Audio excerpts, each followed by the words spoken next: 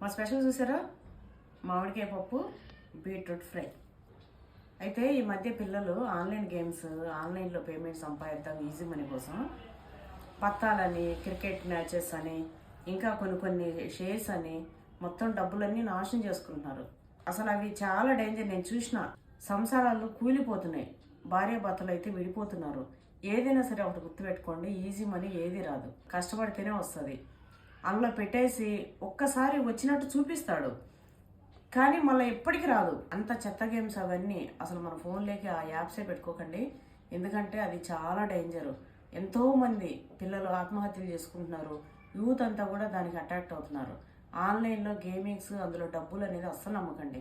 మా ఇంట్లో రెంట్కున్న వాళ్ళు కూడా భార్యాభర్తలు కొట్లాడుకొని విడిపోయారు. అయితే నేను చెప్పిన ఇట్లాంటివంతా ఇంక వాళ్ళ అమ్మాయితో ఒకటే మొత్తుకున్నాడు.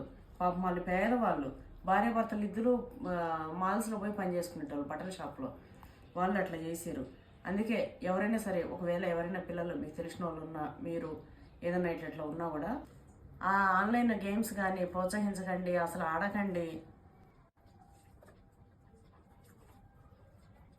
చిన్న ఓన్ బిజినెస్ అయినా, చిన్న షాప్ అయినా, ఏదైనా సరే మన ఓన్ బిజినెస్ లేదా జాబ్స్ అది చూసుకోవాలి. కానీ ఆన్లైన్లో ఈజీగా పేమెంట్ అనేది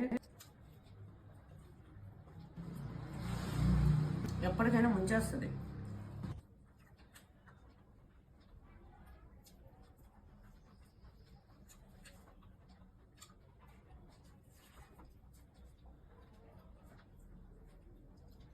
మామిడికాయ అయితే నేను ఇట్లా ముట్టలతో సహాయం చేస్తా, మళ్ళీ ల్యాండ్లోది కాయ.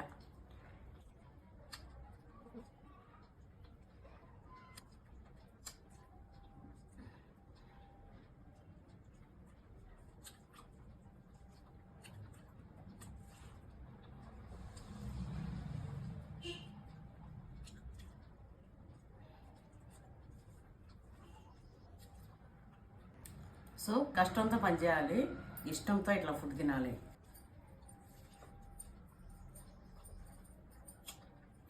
సూపర్ ఉంటుంది.